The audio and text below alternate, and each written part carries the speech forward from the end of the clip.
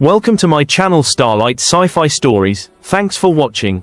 Don't forget to like and subscribe for more interstellar tales. The mountains behind Eli Thorne's cabin were quiet again, too quiet for his liking. It had been 3 years since he'd moved out here, hiding from the noise of cities, from the scars left by the war everyone had already decided to forget. Out here, there were no news feeds, no starships streaking through the night, no reminders of the blood that had soaked into alien soil. Just pine trees, wind, and the creek that cut a silver ribbon through his land. He'd come here to heal. But peace, as Eli learned long ago, never stayed unbroken. It started one warm evening in early autumn. The air shimmered with the scent of wet moss and smoke from his wood stove. He was chopping firewood when he heard it, a sound that didn't belong. Not an animal, not the breeze. It was rhythmic, the whisper of water moving around something large, alive. Eli froze, axe halfway through the log, and listened. Again, the faint splash, a soft gasp, the shifting of pebbles in the creek just behind his cabin. He reached for his old rifle out of habit. Not because he expected trouble, but because out here, instinct was the difference between living and disappearing. The creek was only 50 yards away, curving through a hollow of ferns and ancient stone. He moved quietly, boots sinking into damp soil, the evening light cutting through trees like thin blades of fire.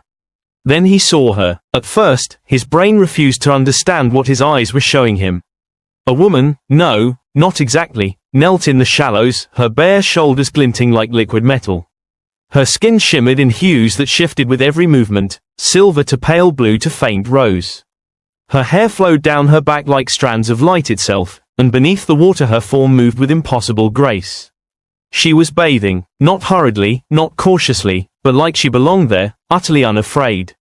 Eli's first instinct was to back away. Whoever, whatever, she wasn't supposed to exist. He'd seen plenty of alien species during the war, but none like her.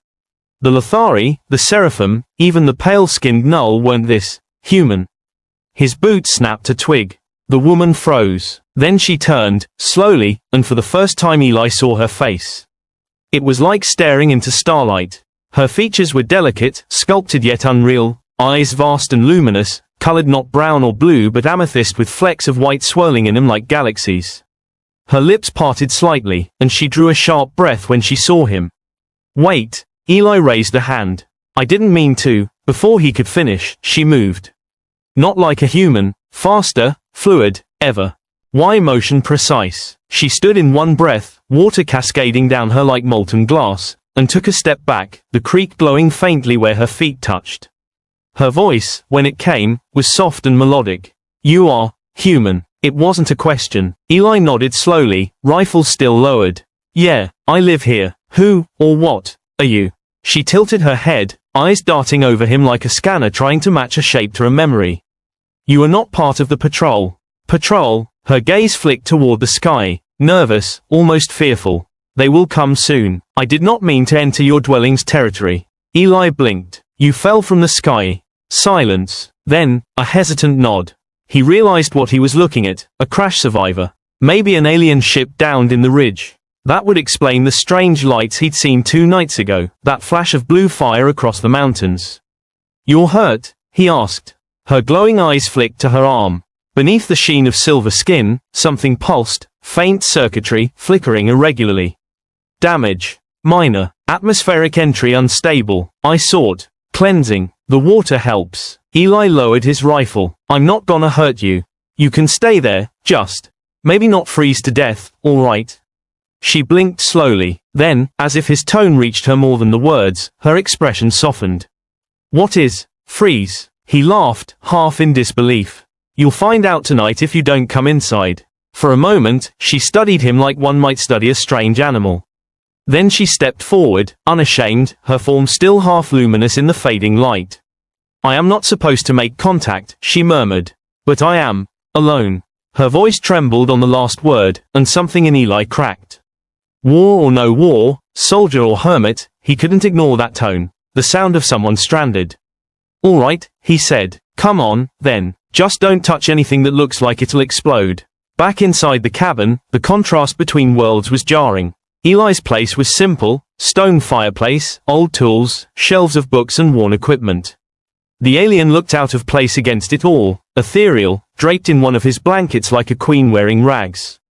Her glow dimmed under the lamplight, fading to a soft human-like tone. "What do I call you?" he asked, setting a pot of water to boil. Her fingers traced the steam like it was a living thing. "I was designated Seren 7. I prefer just Seren." "Seren," he repeated. "All right, I'm Eli." She nodded, almost mimicking his cadence. "Eli, you are not afraid?" He looked her dead in the eyes.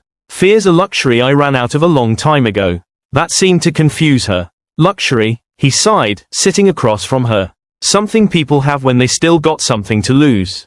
Her gaze softened. "You have lost much." Eli didn't answer. For a long while, only the fire spoke. Finally, she broke the silence. "Your world, it is loud." He frowned. "Loud, out here, I can hear the pulse beneath your soil, the hum of metal veins, the scars of your wars. Even now, they echo."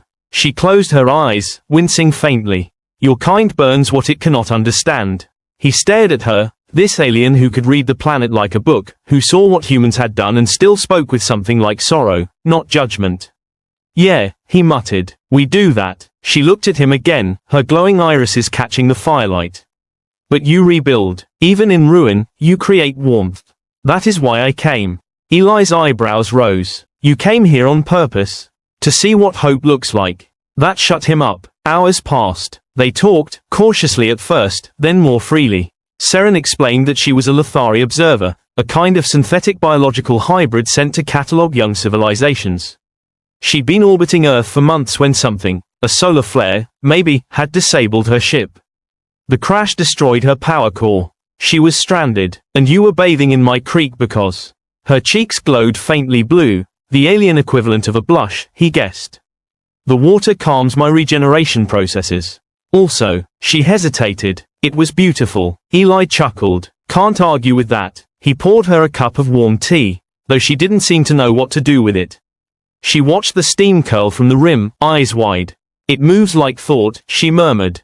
He smiled despite himself. "You really are something else." Her eyes flicked up, curious. "Something else. I like that." Then, as if realizing the weight of silence around them, she added quietly, "Eli. Thank you. For what? For not calling your patrol, or turning me away. Many of your kind would fear what they see." He shrugged. "Maybe I should, but I've seen too much to care what someone looks like." That made her smile, small, sincere, fragile. The cabin felt warmer then. Later that night, Eli stepped outside for air. The forest was hushed, the moon a pale coin above the trees. He looked toward the creek where he'd first seen her, now calm, still, ordinary again. Something had changed. He couldn't name it, but he felt it in his chest, a strange mix of awe and unease. Inside, Seren sat cross-legged by the fire, eyes closed, faint light pulsing beneath her skin in time with the crackling flames. She looked almost human in that glow, peaceful, alive, unknowable. Eli leaned against the doorframe, watching her. "What happens now?" he asked softly. Without opening her eyes, she replied, "Now, the others will come." His heart sank. "Others?" She penned her eyes. The violet light inside them brightened, wary, sad. "Not my people. Hunters. They salvage what falls. They will seek me. And if they find you..." Her gaze didn't waver. "They will not ask questions." Eli gripped the doorframe tighter. "You're saying they'll kill you? And anything that shelters me," she whispered. He looked around his quiet cabin, his sanctuary, and then back at her. "Then I guess we better make sure they don't." Seren studied him for a moment, something like surprise flickering in her eyes. "You would fight for me?" Eli smirked faintly. "Wouldn't be the first time I've fought for someone I barely understand." For a long moment, the two just stared, man and alien, scarred soldier and lost traveler, a silent promise forming between them. Outside, the wind shifted. The forest sighed. Somewhere, high above the clouds, a faint blue light flickered, distant ships cutting through the atmosphere. War was coming to Redwater Ridge. And Eli Thorne, who only wanted peace, had just invited the universe to his doorstep. The first light of dawn barely touched the tips of Redwater Ridge when Eli awoke to a tremor that wasn't from the earth itself. At first, he thought it was an animal, a deer or a bear passing close by. But the hum in the air, sharp and electric, told him otherwise. Seren had already sensed it. Her violet eyes glowed faintly in the dim light as she stood near the fire. "They have come," she said softly. "Hunters?" Eli asked, his voice low. "Yes," she replied. "I tried to hide, but my signal left a trace in the upper atmosphere." "They tracked it." Eli frowned. His fingers instinctively brushed the cold steel of his rifle. "3 ships. No, 5. And they are fast, lethal." He swallowed. "And they're coming straight here?" She nodded. Her glowing form pulsed faintly. "They will scan the ridge first. If they find you, they will take me. Or worse." Eli's mind raced. He had no reinforcements, no one else for miles. Just him, a small cabin, and the woman who had changed everything in his world. "Well," he muttered, standing and stretching, "guess it's time to teach them what humans can do." Seren tilted her head. "You are willing to fight, for me?" He smirked, a hint of old war fire lighting his expression. "You already know the answer." The first strike by mid-morning, the hunters were visible. 5 sleek ships, black and angular, hovering silently above the tree line. Each carried pods designed for landing, and drones swarmed ahead like metallic hornets.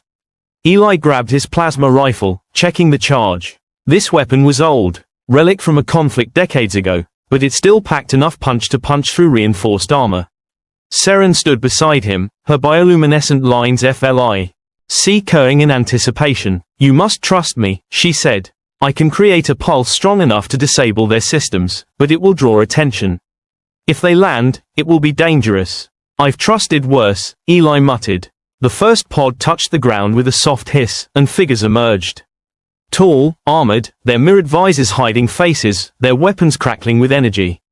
Eli fired. The plasma bolt streaked through the morning mist, striking a hunter mid-stride. It erupted in sparks. Seren's glow brightened as she stepped forward. A soft pulse spread from her body, invisible at first, then the hunter's rifles sputtered and died. Their armor shimmered, faltering like it was melting in place. "Eli, now!" she shouted. He sprinted, dodging energy bursts, and slammed the stock of his rifle into the nearest hunter's chest. Sparks flew, armor dented. He rolled behind a boulder, firing again. Seren moved like liquid light beside him, her hands tracing arcs in the air. Every motion sent waves of electromagnetic energy rippling through the forest. Drones fell from the sky like dead birds. For a moment, it seemed almost manageable. Almost. The chase through the forest, the hunters regrouped quickly, adapting faster than Eli expected. One of their pods had landed farther down the ridge, and another squad flanked him from behind. "Seren," he shouted. "I am here," she called back. She grabbed his arm, and suddenly he felt weightless, as if they were gliding. Her glow surged, and they were lifted just above the forest floor. Trees blurred past, birds scattering in alarm. They landed near the creek where she had first appeared. Eli barely recognized the place. The water shimmered unnaturally, reflecting the violet glow of her skin. "Stay low," she said. "They will scan from the air." Eli crouched in the ferns, rifle ready. He noticed how the creek sparkled under the morning light, each ripple a mirror of her energy. He realized for the first time that this alien was not just beautiful, she was alive in a way humans weren't meant to be. The hunters landed, scanning systematically. Their mirrored visors glinted. Eli held his breath. A step closer, another, then, Seren surged forward. Light enveloped her body completely, and the hunter's senses screamed in overload. One by one, the armored warriors dropped to the ground, convulsing as the energy pulse incapacitated them. Eli moved in, shooting any who recovered too quickly. Sparks, cries, and the smell of scorched metal filled the forest.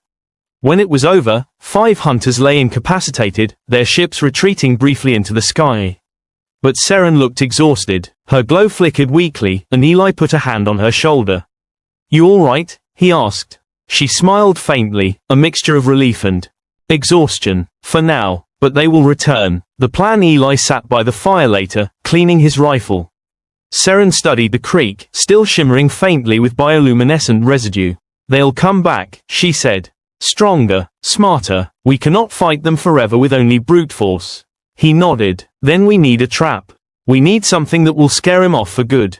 Seren tilted her head. "I can overload the reactor core of my craft. The energy released will fry their senses completely. Enough to render the ridge invisible to them. But it will destroy the remains of the ship." Eli rubbed his temple. "So you're saying we might not have a ship to fix afterwards?" "No," she said softly.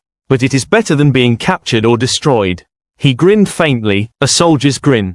Well, I've blown up worse odds. Let's get to work. Preparation for battle. They moved to the crash site, careful to avoid patrol drones.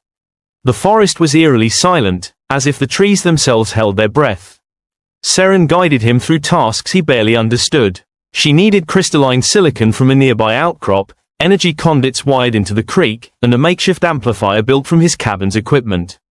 Eli worked with a mix of awe and disbelief. He had built and destroyed things in his life, but never something that could save a civilization, or perhaps the galaxy.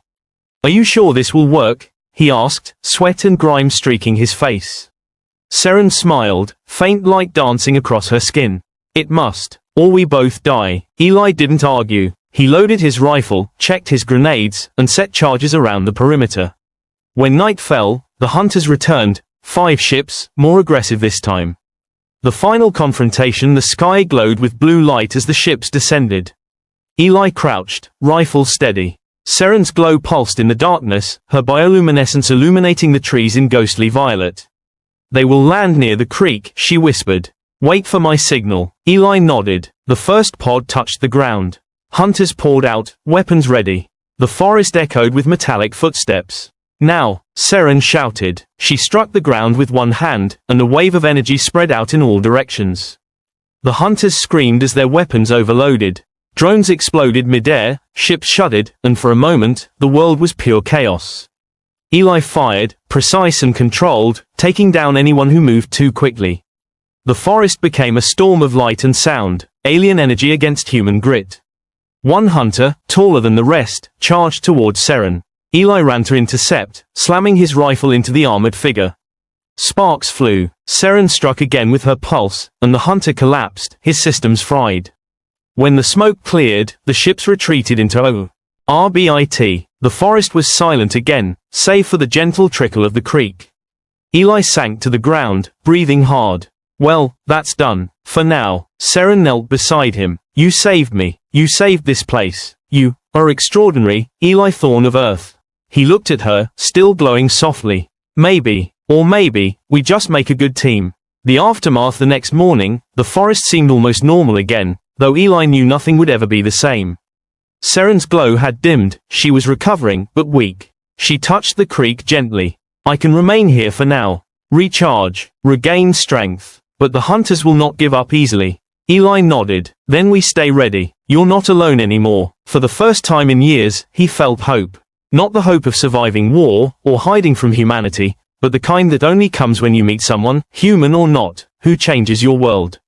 They sat by the creek in silence, watching the sunrise turn the water to molten gold. Somewhere far above, ships circled, plotting, waiting. But Eli didn't fear them. Because he had Seren, and together, they had a bond that no hunter could break. The universe was vast, dangerous, and unpredictable, but for the first time in a long time, Eli Thorn felt like he belonged. And he would fight to keep that, no matter the cost. To be continued, in Chapter 3, where the hunters return stronger, and the bond between human and alien will be tested like never before. Don't forget to like, comment, and subscribe to Starlight Sci-Fi Stories for the next thrilling chapter. Milky Way sparkles.